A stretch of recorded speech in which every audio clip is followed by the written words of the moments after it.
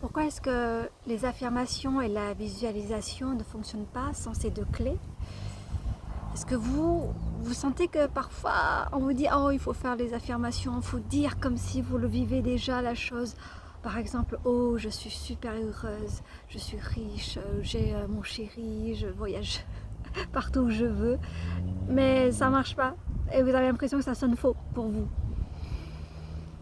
Et là, je vais vous révéler donc ces deux clés, pourquoi vous vous sentez comme ça en fait. Et toutes ces deux clés vont vraiment ensemble, vous ne pouvez pas les séparer, faire un et pas l'autre. Et c'est vraiment les deux clés ensemble, c'est vraiment la clé pour que, en fait, si vous êtes dans la manifestation, de dire oui, en fait, ça marche très très vite, ça marche très puissamment et ça marche sans effort.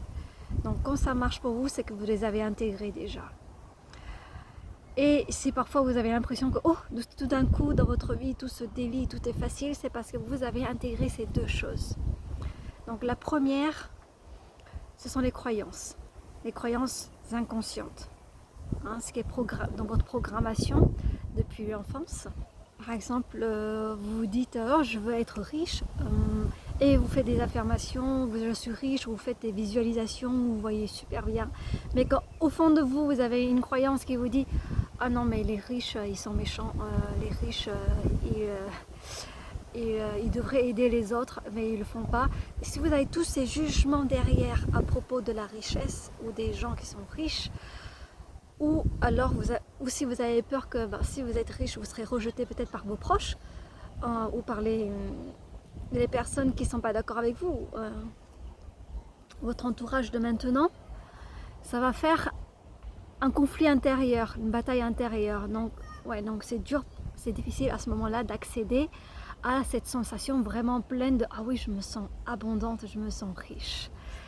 Donc ça, c'est un exemple de croyance. Peut-être que vous allez me dire oui, mais comment on fait, comment je fais déjà pour savoir les croyances limitantes, inconscientes que je peux avoir derrière, et quelles sont les croyances qui sont en conflit. Donc la solution déjà, en premier lieu, c'est déjà de repérer, d'avoir conscience des croyances qui peuvent vous bloquer. Donc les croyances qui peuvent être en conflit, c'est ce que j'aide les personnes que j'accompagne à faire, à les débusquer, les découvrir une à une, et puis ensuite ce que vous pouvez faire, donc ensuite à les libérer. Les libérer, vous avez plusieurs méthodes pour le faire. Il y a une très simple que vous pouvez déjà mettre en application, c'est de vérifier sa véracité. Est-ce que vous pouvez être complètement sûr, à 100% sûr, vous pourrez jurer que c'est vrai.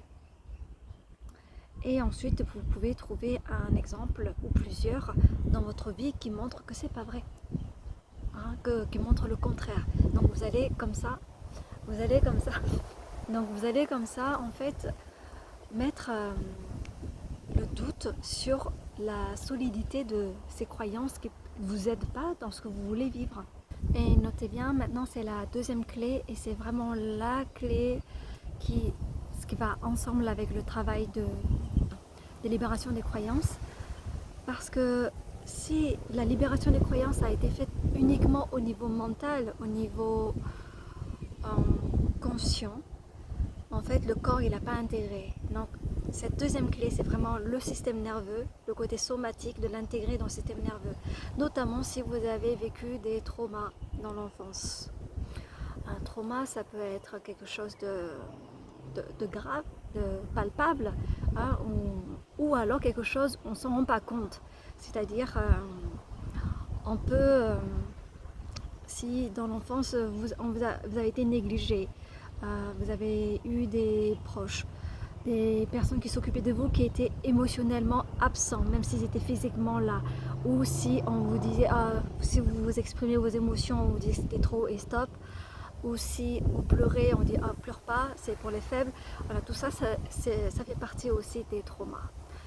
Et ça s'emmagasine dans le corps, dans notre système nerveux, et sûrement, ou peut-être si c'est refoulé, ça ne vous donnera pas accès en fait à cette sensation, à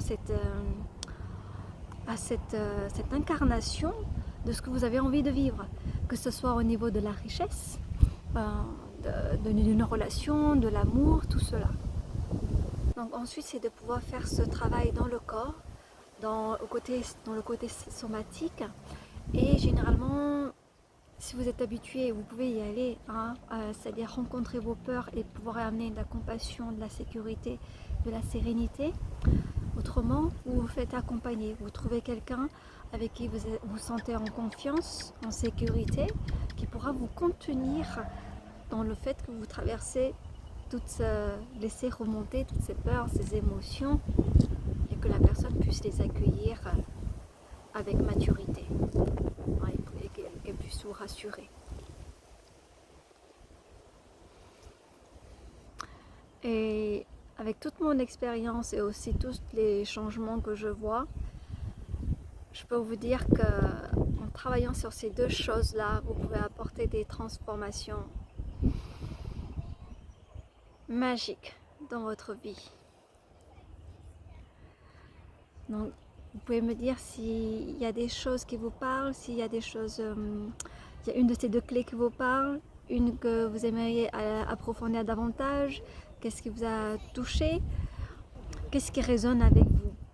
Si ça vous a éclairé, vous pouvez vous abonner. Je vais dans cette chaîne continuer à partager des vidéos qui vont pouvoir vous aider dans ce processus-là.